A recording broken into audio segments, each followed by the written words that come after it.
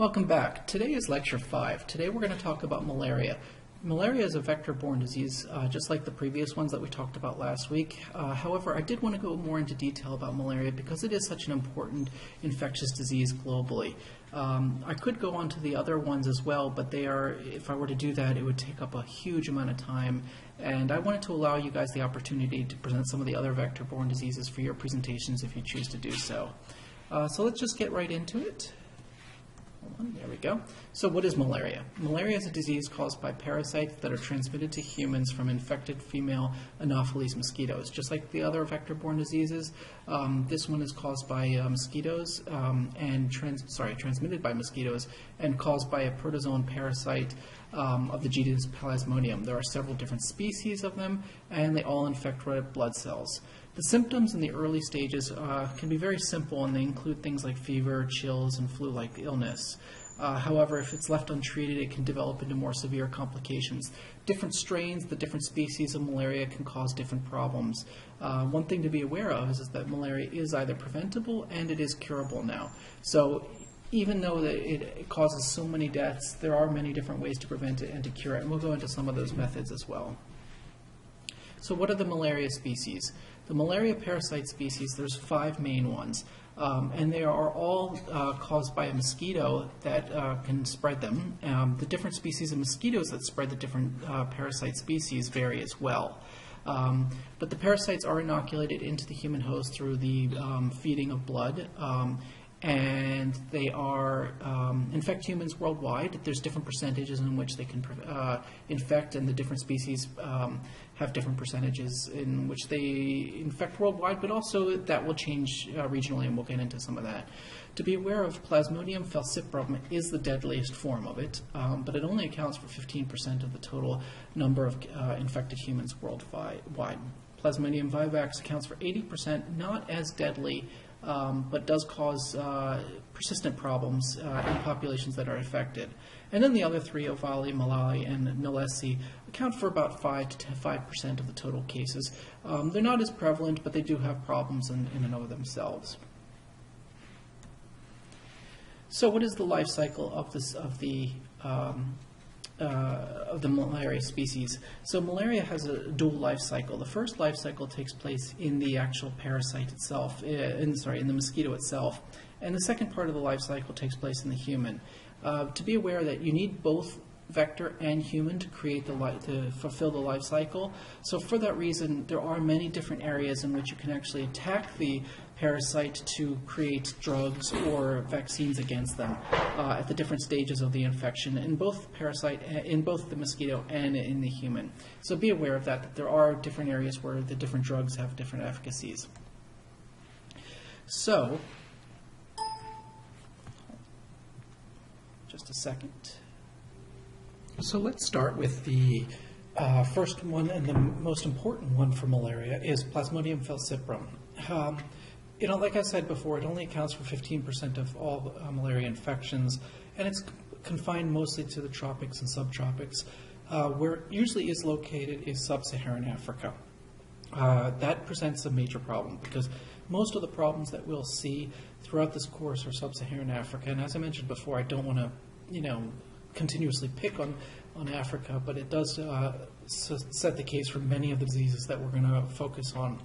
Of all the malaria cases, falciparum is the most deadliest, and it attacks at all stages of the red blood cells. It is morphologically different from other malarias and clinically different, and we'll get into some of those just a second.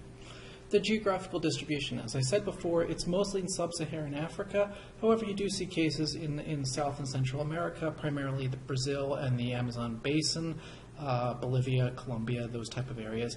But also you'll see it in Southeast Asia in small degrees, but most of the cases are found in sub-Saharan Africa, as you can see in the deep red here.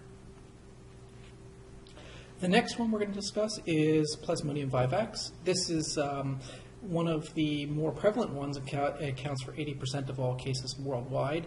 It's the predominant one in the world, and it is the only malarial parasite whose range extends into temperate regions. So you can actually get cases of this particular vivax in malaria in the United States historically. In fact, a lot of the cases, if you look at history where people developed malaria, it was this particular strain that happened in the Americas. These cases are seldom severe, but they do cause low-level problems, and they can reactivate and stay in your body for long periods of time and cause problems throughout years to decades. If vivax was the persistent case, falciparum is the more acute problem. The acute one in falciparum tends to be much more deadly, but the vivax in and of itself causes low-level problems throughout long periods of time. Transmission, its common mode of transmission is the Anopheles mosquitoes. It usually, very unusually, can also be transmitted through mother to infant, through congenital malaria. It can also be transmitted, but very, very rare nowadays, through blood transfusions and sharing intravenous needles. And in non-endemic areas, it can be transmitted by the bite of mosquito that's from an infected person that's been traveling to a malaria endemic area. Again, those are very, very unusual circumstances, but they can happen. Even in the tropics and subtropical areas, transmission will not occur at high altitudes. So in areas such as, say, Kenya and Tanzania, where you have fairly high mountain areas, it won't be able to transmit in areas that have altitude higher than 2,500 meters. So you can actually see, even in the tropics, like in the Andes, where you might have, it might be a tropical area zone, but the Andes get so high that you won't actually have transmission there. And then cooler seasons in some areas. Some areas you'll have might actually be considered tropic, but just the way the geography is set up, you could have actually cooler seasons. I was in Malawi for a while, and in Malawi it is a malaria endemic zone. However, in the winter time, it actually can get pretty cold in some of the areas there that are protected by, even if they're at lower altitude, they might have been protected by the mountains in the east, and as a result, they can actually have semi-cooler areas in the wintertime that allow for the mosquitoes not to transmit. In deserts, the mosquitoes need large bodies of water to be able to transmit the disease, and as a result, in desert or arid areas, you won't get transmission, excluding oases. If you have an oasis, you could have mosquitoes that actually live in that area. And then some islands in the Pacific where there's no local Anopheles species capable of transmitting malaria.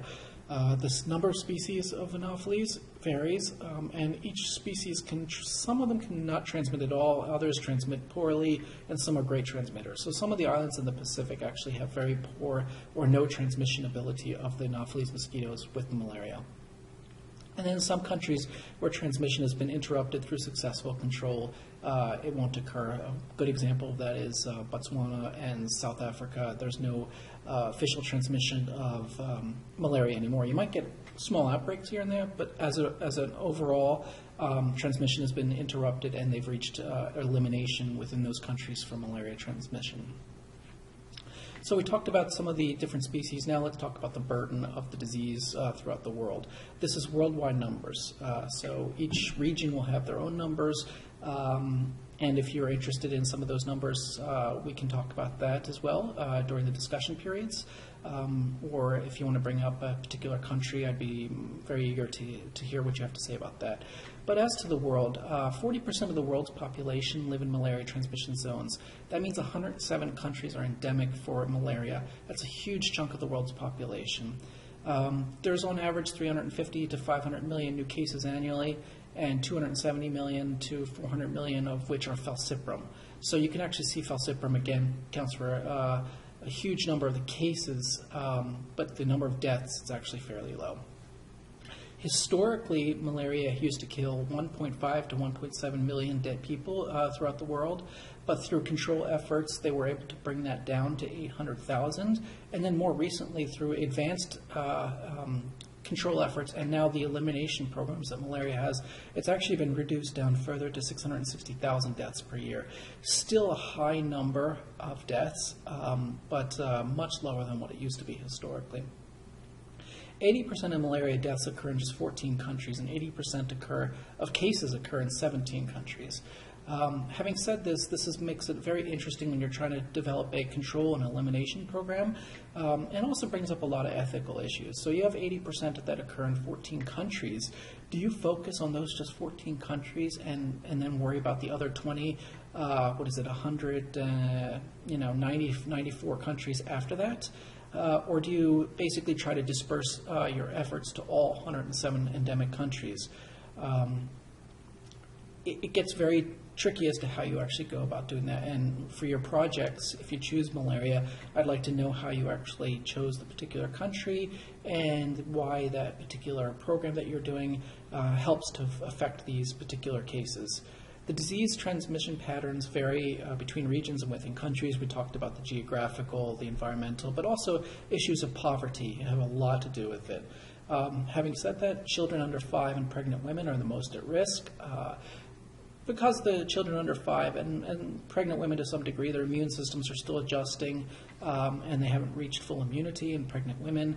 The pregnancy is having all kinds of effects on the immunity and within the woman, and so it creates these extra risks that wouldn't normally be found in other people. And as I mentioned before, poverty has a huge amount to do with it. They're less likely to be able to get prevention treatments as well as treatments for the disease. Bed nets, may be used for other purposes, or they might not have access to bed nets because they're so rural that they don't get close to it. Global malaria prevalence. So this is a map that you'll see. WHO has these great maps throughout, and I use these throughout my lectures, but they're updated constantly. As you can see, this particular one is 2004. Fairly old. There's newer ones available, but the general point of this picture hasn't changed that much when you actually look at it from a perspective of the world. Again, the greatest percentage of malaria cases are found in sub-Saharan Africa, specifically around the Sierra Leone area, as well as some of the south, specifically like along the Atlantic coast on the western side of North Africa, and a little bit to the southern Africa, Mozambique, as I mentioned, Malawi and Zimbabwe. All kind of have high levels of malaria. Also, interestingly, Sudan has a high concentration of malaria. But for the most part, a lot of efforts have been done, and this is all malaria. This is not just falciparum or 5-X. This is all cases of malaria. So you can see, again, South America and Central America, as well as Southeast Asia, have fairly high levels of malaria, and that's mostly due to the 5-X strain. So who is at risk? As I mentioned before, children under 5 are the primary people at risk, but also pregnant women.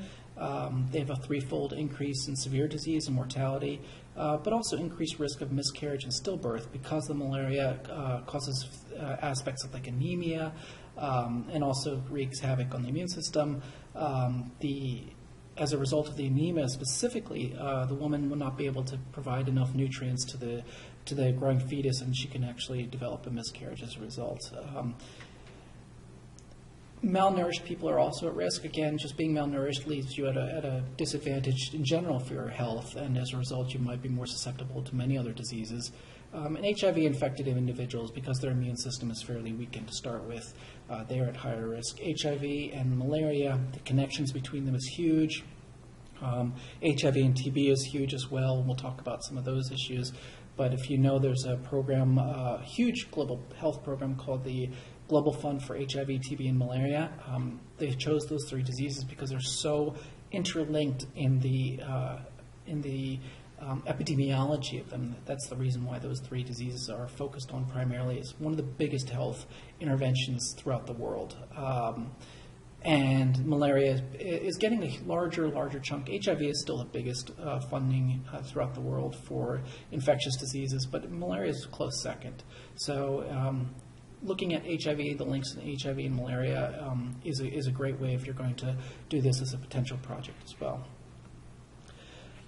At lower levels of risk, you have to be aware of in low to medium transmission areas, you still have risk. Children in high transmission areas, older children, and then people in low transmission areas, are at high risk as well because they're often neglected in being able to see them. Low transmission areas are not focused on, they're not looking for the malaria. So it might present as a different type of symptom. They might think, oh, he has the flu or something like that, but as a result, because it's a low transmission area, the malaria may have been missed in the early cases and because it becomes a major problem later on. Other people that you have to watch out for are areas where there's a lot of movement.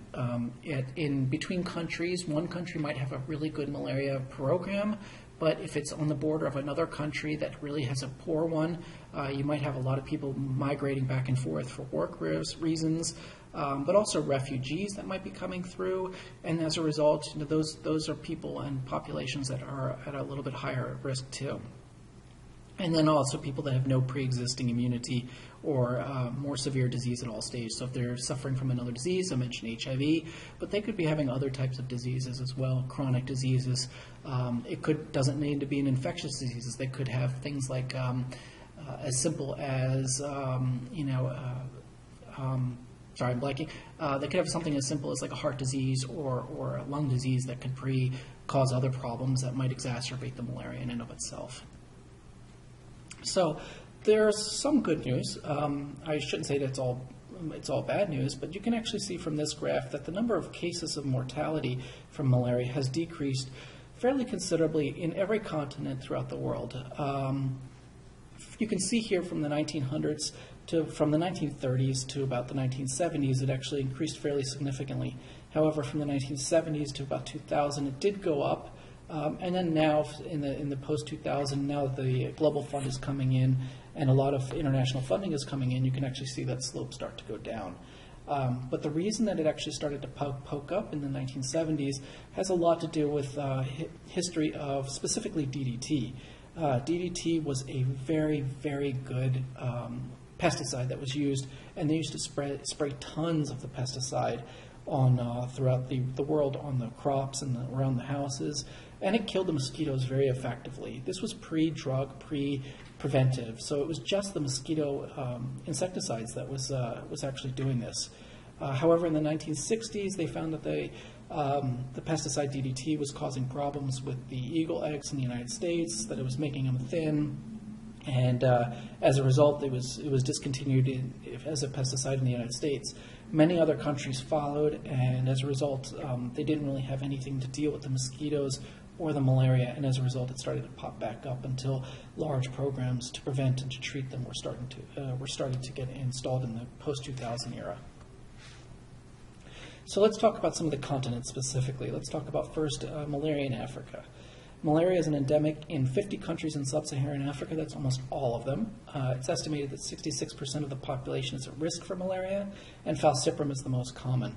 59% of all malaria cases occur in Africa, and almost 90% of all deaths from malaria occur in Africa. So that's a huge chunk of the population. Daily, 3,000 children die from malaria, and 20% of the deaths of children are under 5. Approximately 25% of household income is spent on malaria-related illness. So that's a major problem for a family that's basically living off of $1 a day income. So if you're spending 25 cents of your dollar, you really don't have much money for food. So if you can actually prevent the malaria-related illness, even at, say, a couple pennies a day, you can actually save a lot of money. The problem is that when you're trying to deal with $1 a day income, you're really having trouble to deal with things like, prevention of this disease and prevention of that disease. So it doesn't become a problem until you have it. That's why a lot of these global programs are extremely important with dealing with this. Malaria in Asia. So the common parasite is also vivax in this case, with falciparum being a reasonable percentage, 35%, but vivax is 60%. So it's not as deadly, as I mentioned before, than falciparum, but you still have deaths from the falciparum, and it represents about 49% of the population in Asia is at risk, and it contributes to the global burden of clinical malaria by 38%.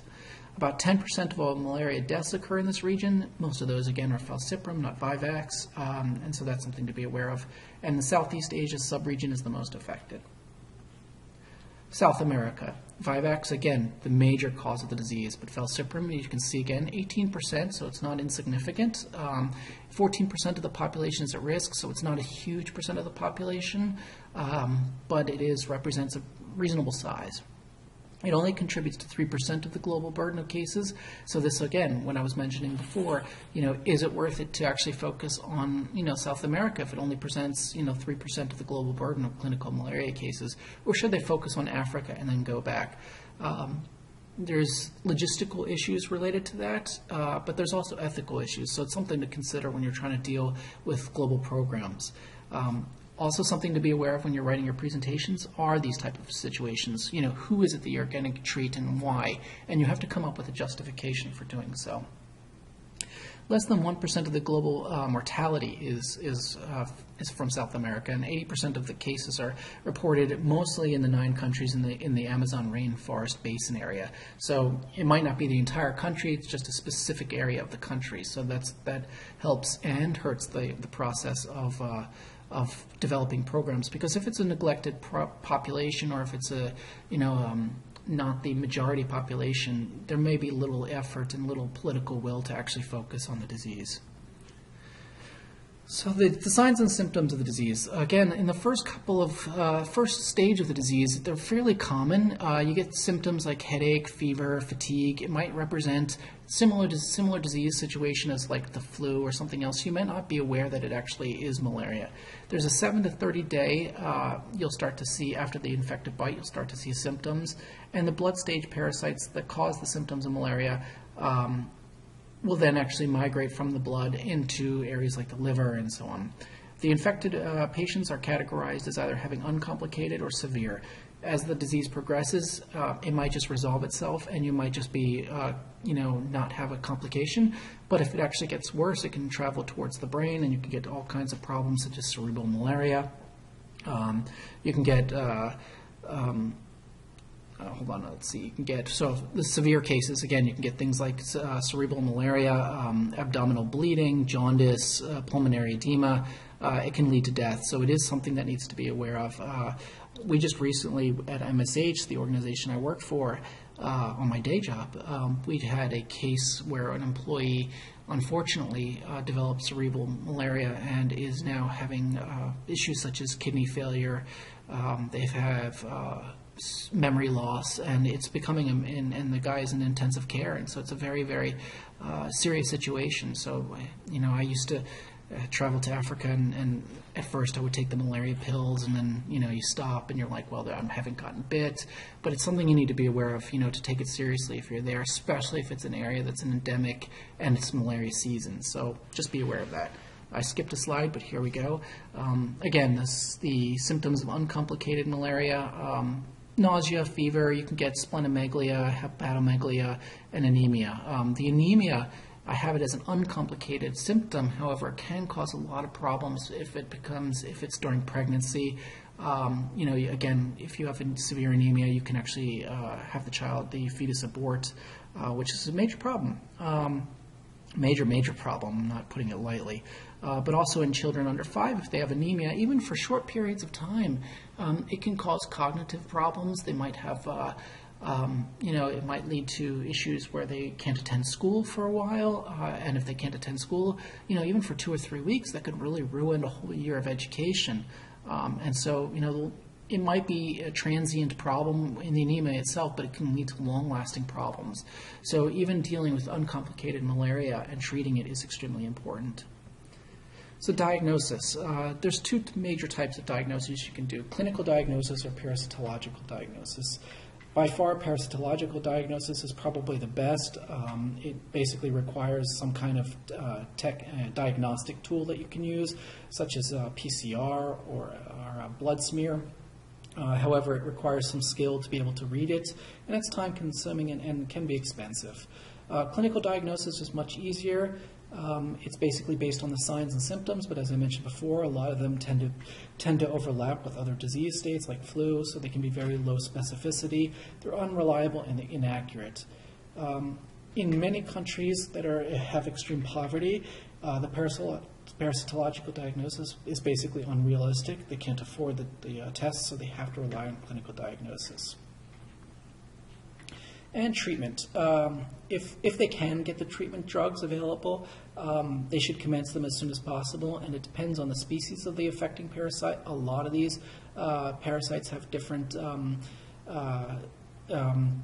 have a lot of different drugs available, but the different drugs may work better on some species than others. The area where the infection was acquired and the drug-resistant status, so a lot of these mosquitoes carry parasites that are drug-resistant to the first-line drugs, even the second-line drugs now. So you need to be aware of what the drug resistance strains are in your area to be able to treat. The clinical status of the patient. If the patient is too sick to be able to be treated, in many cases they are already hospitalized, and it may be a problem to treat them right away, so you kind of have to get them in better situation before they can actually be treated, more stabilized before they can be treated for the disease as a whole. And then complicating factors such as pregnancy or drug allergies need to be accounted for. When possible, the treatment should be laboratory confirmed. And then different types of supportive care are available. In many cases, suppressive chemotherapy, chemoprophylaxis, also called, as a way to stop the disease from spreading, getting worse, or even starting in the first place. But also clinical cure and radio cure is important. Diagnosis. We talked about that. Sorry, skipped one. Treatment should be based on laboratory confirmed. Yes. Suppressive care and clinical care. Yes, we talked about that. And then also be aware of the infecting species. Falciparum can cause rapidly progressive severe illness to death. Vivax novale require treatment of the hypozoite forms and remnant dormant in the liver, so you need to be able to treat those. They might require longer-term treatment rather than just a one-time dose of a high dosage, because they can actually get into some of the liver, which is much more difficult to treat. And then they also drug resistance, as I mentioned before. There's Falciparum and Vivax are drug resistant to a lot of different drugs now, so you need to be aware of the drug resistant patterns in the particular region.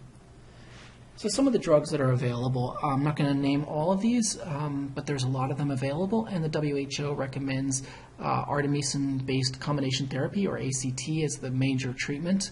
It involves an artemisinin drug, but also some of the other ones. So depending on the resistance in that particular area, it could be doxycycline, it could be chloroquine, it could be methylquine, and each of them have their own toxicities and side effects that you need to be aware of as well. So here's just an example of some of the effects of the malaria drugs and where they actually can be used against. Again, some of them are in the within the life cycle of the parasite. The drugs work differently. So, for instance, the chloroquine works in the mosquito stage, and so on. And each of these you can see. You don't need to know each individual drug and where it's sensitive. Just be aware that they have different sensitivities within the human life cycle as well as the mosquito life cycle. Challenges in treating malaria. The biggest ones are access to timely and effective anti-malaria treatments. Locations of the clinics that the drugs are available are often difficult to get to. In extremely rural areas, a person might have to walk 10, 20 kilometers to be able to get to the local health facility. So having the drugs distributed to even within communities available, ready to go, is an extremely important characteristic of being able to treat these as fast as possible. But also of quality of drugs available.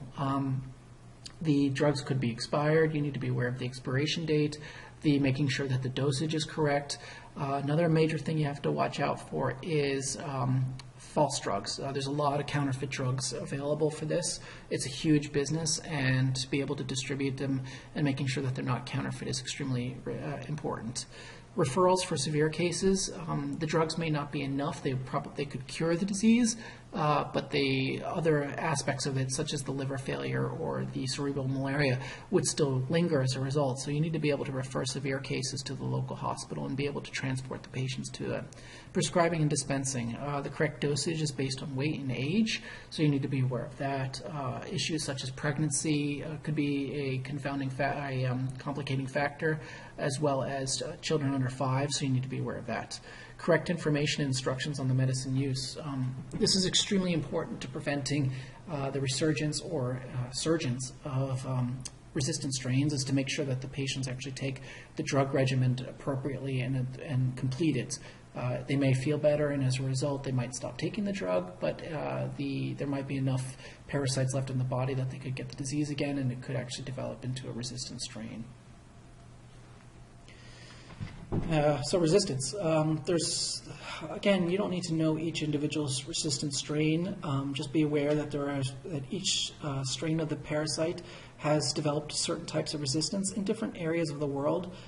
So it is a concern to be aware of, and just know that that they have to be able to treat for the specific strains using particular drugs that are not resistant in that area.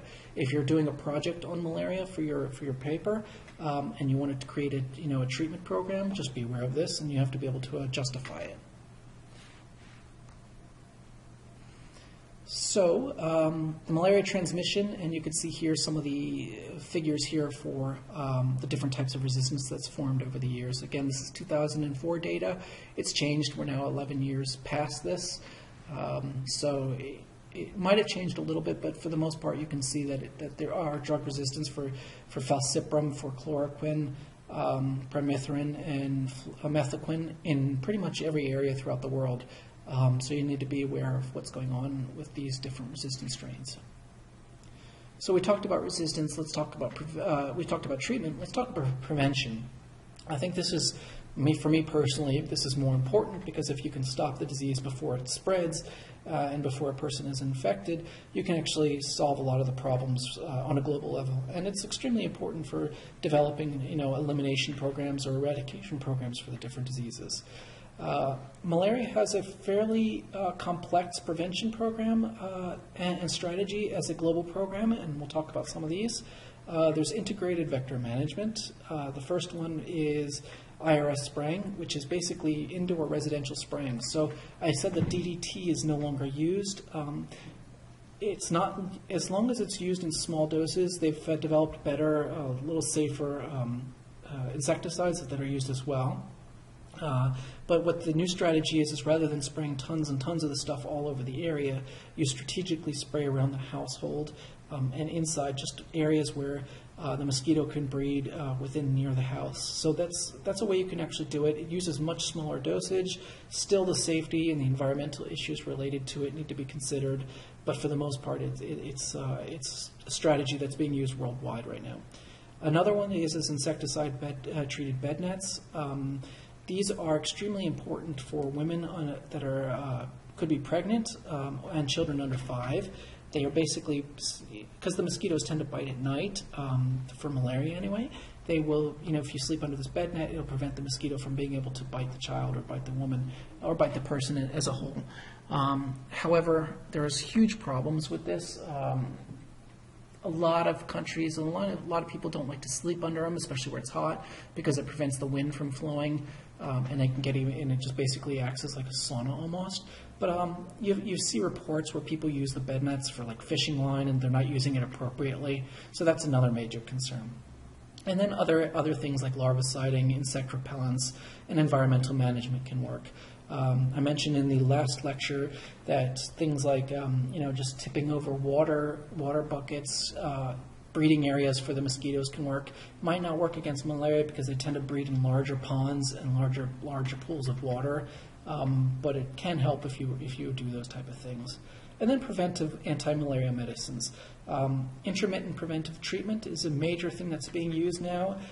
It's called IPT, and it's basically you give them anti-malarials as prevention rather than treatment to prevent them if they start getting the symptoms. They've already got the drug in their system, so it helps to deal with that. And then travelers to endemic areas need to be aware of the diseases and basically take their preventive medicines. So now I'm going to talk a little bit about the global malaria control goals and targets. The first thing I'd like to talk about is the Millennium Development Goals. If you hold on just a second, I'll be right back.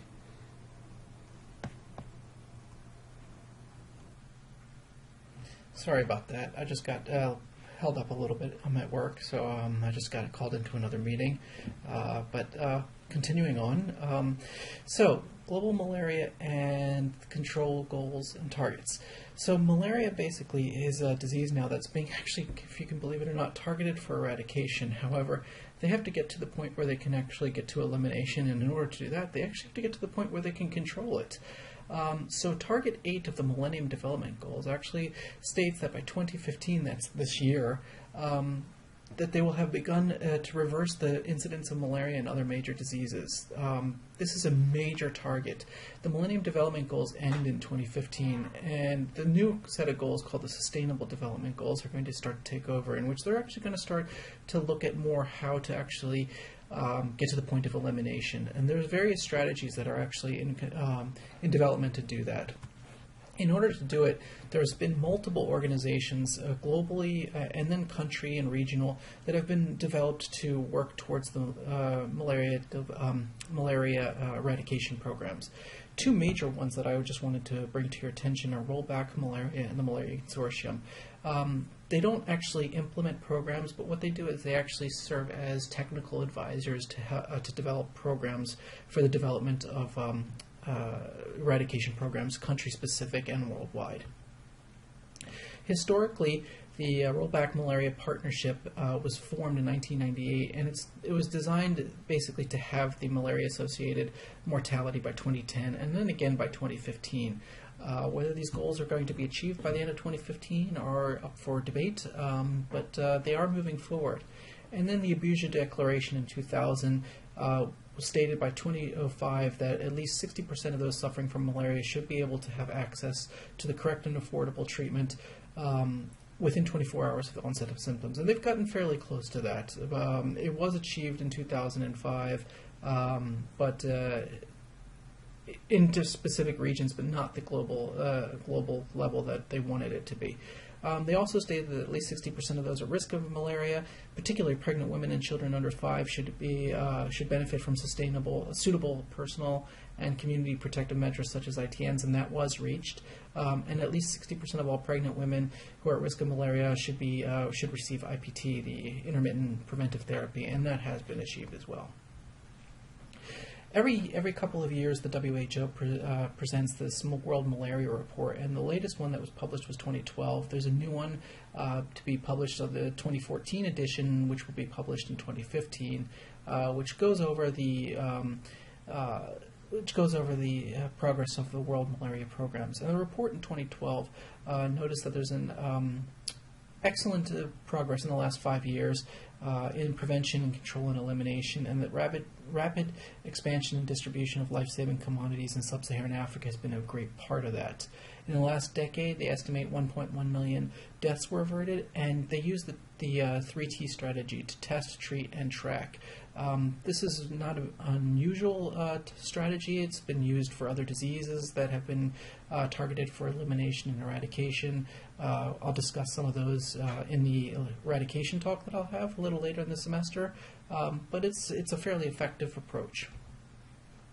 The WHO recommendations on malaria treatment are very simple: to use ACT or artemisinin combined therapy as the first line of treatment, specifically for falciparum malaria, but depending on the activity of the ACT, it can be used for the other forms as well. The ACT is an artemether component, but it's also, and then combined with another anti-malaria, depending on the effectiveness of the disease and the resistance that's formed. It can be different types of secondary drugs as well. The country malaria policy. Each country has a national malaria guideline and policy, and these are specific to that country. Depending on the specific strain of malaria and the specific strain of mosquito, it will vary, as well as the amount of funding that the country has available for malaria, the endemicity of the disease, which populations are affected, and each country has to make their own decisions on what their policy will incorporate, as well as the treatment guidelines for those particular diseases.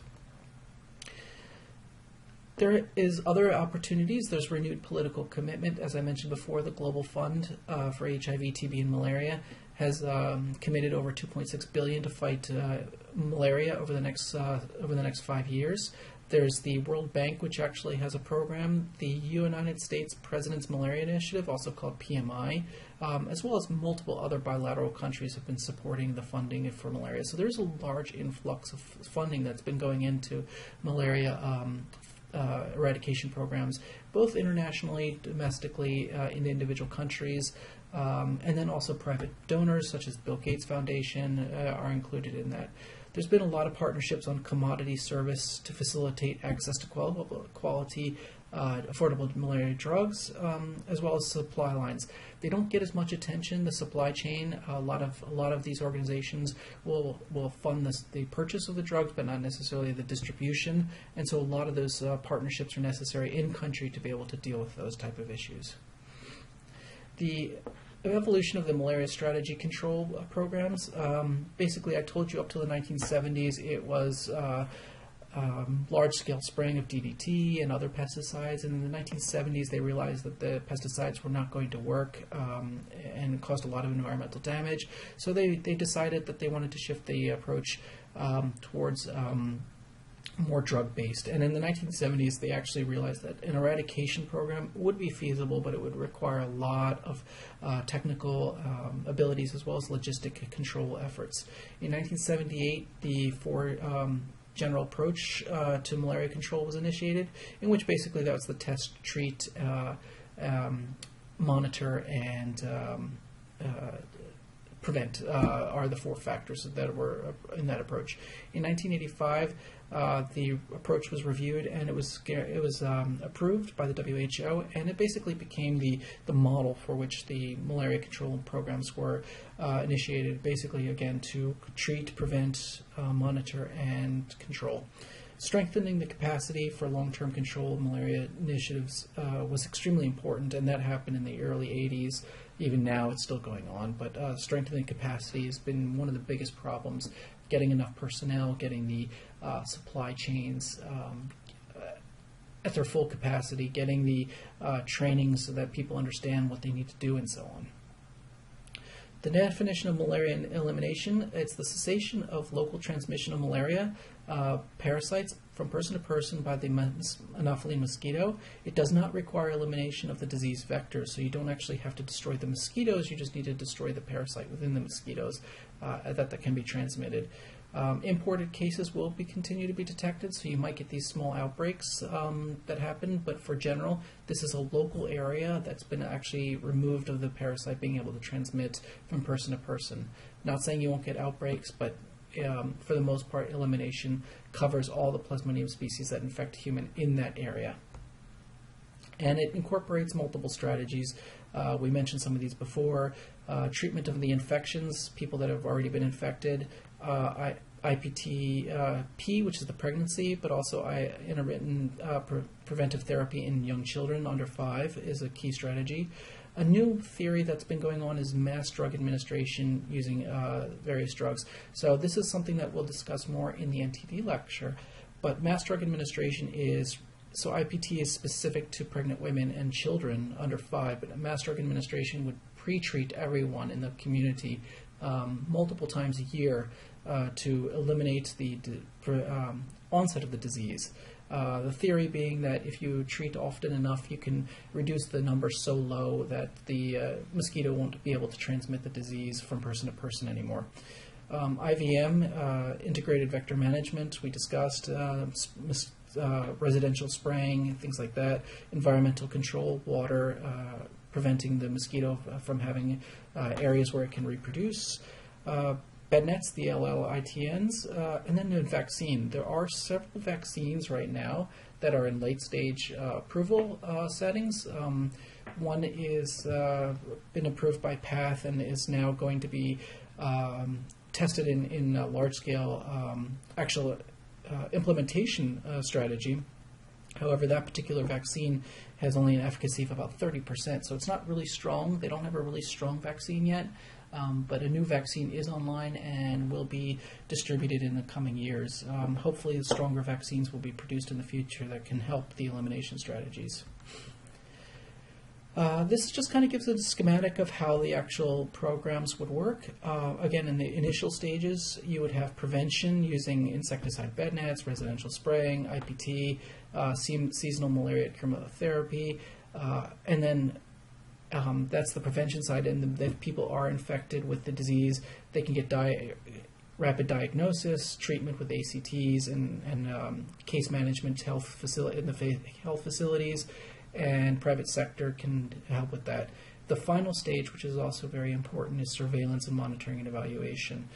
Routine surveillance for malaria, household surveys are going to be key in understanding how the diseases are spreading and understanding the dynamics of the disease within the strategy for a control or elimination strategy. Within all of these, you have to understand that health system strengthening is key to this.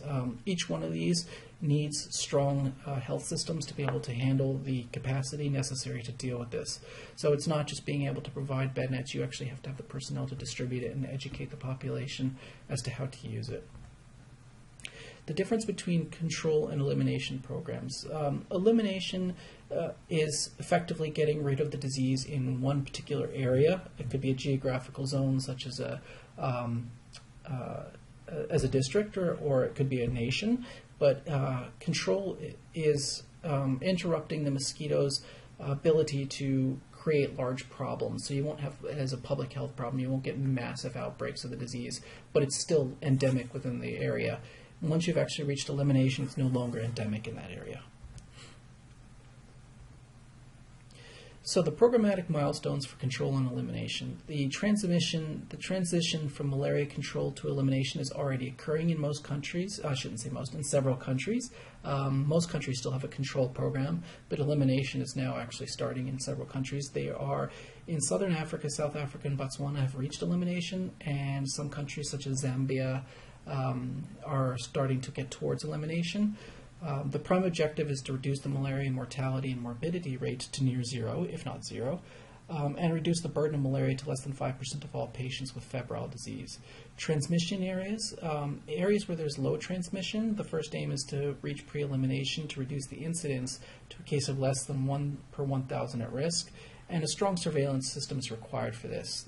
For any elimination program, a strong surveillance is going to be required. Because you're reducing the rate to less than 1 per 1,000, you basically have to monitor more and more people to be able to determine whether that is actually being reduced. The cost implications of that are fairly considerable, just to be aware of that.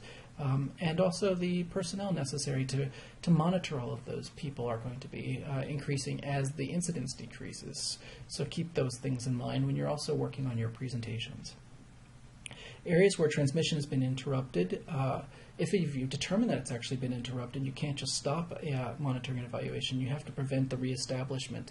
So you have to continue to provide bed nets. You have to continue to treat people that are infected. And you have to continue the monitoring and evaluation until you've actually reached elimination within the country. Realistically, until a disease is completely eradicated, you would have to continue to do this. So malaria program phases and milestones. I'm just going to go over this real quick. I don't know why I always do that. But very simply, you would start off with a control program, whether this is malaria or any other disease. This was previously done with smallpox. It is being done with polio right now, and will have to be done for many diseases that are scheduled for eradication and elimination. And the way it's basically done is you reach a control level, in this case 5% of febrile cases, less than 5% of febrile cases per people at risk would be considered control. And then you've actually continued your programs to a stronger level in which it's less than 1 case per 1,000 at risk. And then that would be your pre-elimination phase. You would continue your program for X number of years until you've actually determined that you've got 0 locally acquired cases within a given period of time. It depends on the disease state that you have to prove that. And for malaria, it would be about 3 years. You would have to show that you've actually reached that level. The rationale being is it takes 3 years for the disease 2 life cycles of the disease. So if the disease has a life cycle of about one year, you would have to show that it's presented for 2 years. I'll discuss this a little bit more in detail for the eradication lecture, but just be aware for malaria it's 3 years. And then what you would do is at that point you would apply for what's called WHO certification. It's a dossier of your entire program. So you basically compile all of your results that you've had from each district in each country, and you basically say that we've had 0 cases in 3 years. You show the surveillance techniques that you've done, and you present it to WHO, and they will actually certify that you've actually reached elimination for the disease. A lot of countries have commonalities between what's going on with their malaria issues. Some of the countries that have good, strong malaria programs share a lot of the same qualities that other countries do. And the same thing, if there's a weak malaria program, they share a lot of the same problems that are necessary. In order for a country to be able to reach elimination successfully, they have to have political stability. If your country is constantly at war, or if you're having constant coup d'etats, the money is not going to be there, the political will is not going to be there. You need good infrastructure. A lot of these programs require the drugs be shipped regularly to the most remote areas. So you're going to need good roads. You're going to need good computer systems to be able to monitor it. You're going to need good cars and trucks to be able to transport it. You're going to need a high quality of training and personnel. The schedules, the regimens for the drugs are fairly complex, whether it be for prevention or treatment. So you're going to need them trained very well, and you're going to need a lot of them because you're going to have to get to a lot of different areas. You're going to have to develop and have a developed and functional health system. Again, this kind of goes in cooperation with the good infrastructure. You need good, strong health system and good being able to record who's been treated and who's not for the dossier necessary later on, but also the storage and distribution of the drugs necessary to make sure that they don't get expired, to make sure that there's not stolen, and so on. You have to have absence of internal or external conflict. This kind of goes along with the political stability. If you're having a lot of, even not necessarily full civil war, but if you have a lot of areas where it might be strife going on, if it's riots or something like that, they can interrupt programs at a fairly severe rate. Even things just as simple as a lot of strikes that go on. If there's a lot of worker strikes, that could be a problem. You have to have the absence of major population movements from neighboring malaria endemic countries. Not saying there has to be an absence. I don't think that's the best word choice, but it has to be closely monitored. If you're having a lot of movement, whether it be workers from another country or whether it be refugees, you have to pay special attention to those populations to be able to make sure that you actually have those populations covered for treatment and prevention. The malaria has to be originally unstable or low-grade intermittent stability. So you have to be able to break the life cycle of the malaria parasite, and by doing that, you have to either have it originally unstable or be able to destabilize it yourself. And the way to do that is to break the life cycle through the bed nets, through the IVM, and so on.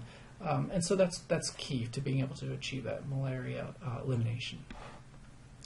Program systems needs for malaria. Malaria elimination involves a successful countrywide program. You have to have the political stability, you have to have the infrastructure available, and so on. At the initial phases of elimination, you have to have specialized vertical programs that focus on the vector control, focus on the drug distribution, as well as the case finding. So you need all of these aspects that are individual programs that can focus specifically on them with an overarching organization that monitors to make sure that everything is being taken care of.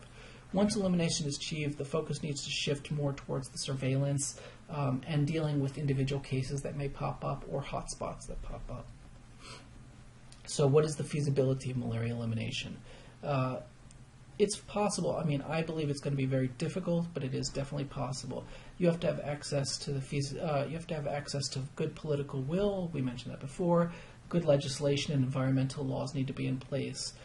Coverage of health systems, including the private sector. So we can't just think of this as being, a donation-driven program. It's a huge program, so the private sector will have to be involved in many ways.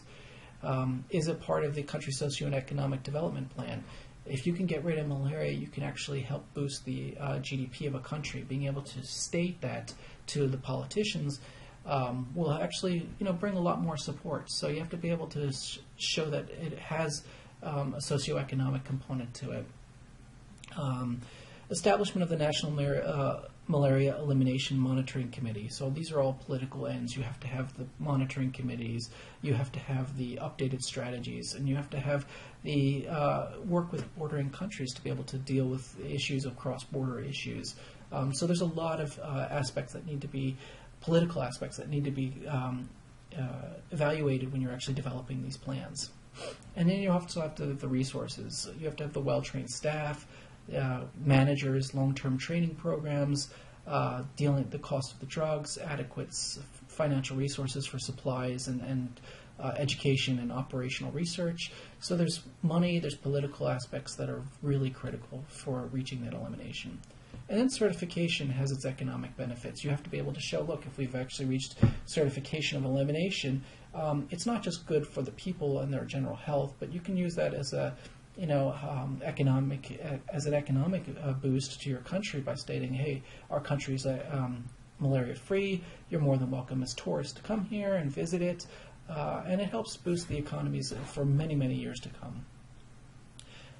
So the requirements for certification, in order to get that certification, I mentioned some of these aspects before. You have to work with the World Health Organization. You have to have a good case register, basically describing all the individual cases that happened and how they were treated, and making sure that you've reached that 0 point for more than 3 years. In order to do that, you have to have good surveillance, adequate facilities for detection and treatment, quality microscopy. I mentioned earlier in the slide that you can either do clinical or parasitological findings. In order to reach certification, you're going to have to do parasitological. You're going to have to do microscopy. You may even need to get to the point where you're going to do diagnostic cases, case detection such as PCR or ELISAs to be able to determine that you've actually reached that 0 level. It really depends on the country, really depends on the prevalence, and discussions with WHO at an individual level, but that's something that needs to be done in order to reach that certification. You have to have a system of awareness, so you have to have education for the people about mosquito bites and how prophylaxis works, but also for the travelers as well to prevent imported cases. You have to have a centralized computerized georeference database of cases. These are all requirements by the WHO, and you have entomological surveillance and monitoring of insecticide resistance. That's also key, because if you're starting to develop insecticide resistance, the disease could come back, and if you're using your first-line drugs that you just used 3 years ago when you stopped, you might get a resurgence that you weren't expecting. So the general procedures for it, for certification. Certification is for a country only. You have to be aware of that. You're not going to get certified of elimination by WHO for a district. You have to get the full countries being able to reach that certification. The certification is all for all 4 species of the malaria. You may not actually get the certification. You may not have malaria in all 4 species in your country, but you basically would then just get certified for the 2 that are in your country. But it's available for all 4. You have to have an inspection led by a team from the WHO, and they will come actually go through all of the records and make a basically do a complete analysis of your program to make sure that you've actually reached certification. If they find it is appropriate, they will then make a recommendation to the WHO General Director, and then once he or she, it's a she right now, her name is Margaret Chan, once she approves, the certification is published in the WHO Weekly Epidemiological Report. And then you're actually labeled as being certified that you're now free of malaria. That's basically the way the certification process goes. It's not just for malaria, it's for every disease that this is done. Depending on the individual disease, you have to adjust accordingly, but for the most part, this is the generic way it's done. Once it's established, you can actually talk to the WHO Secretariat and have a certification action plan. The governments then implement the action plan, and the WHO team of experts conduct the external evaluation. This is kind of the way it's done, and then once that's done, you actually will then have a full certification from the WHO. Skip this. Maintenance of free. Once you've actually reached elimination, be aware again that you're malaria free, but because the neighboring countries might not be, you still have to do your surveillance to continue that. you'll basically have to do that until you've reached eradication throughout the world, which could be a long time from now. So any country that chooses to do this needs to be aware that maintenance is required for continuing that status. And that's really all I have for this week. It was kind of a longer lecture. I hope you guys enjoyed it. If you have any questions, please feel free to contact me, and we can discuss this on Blackboard. Thank you very much.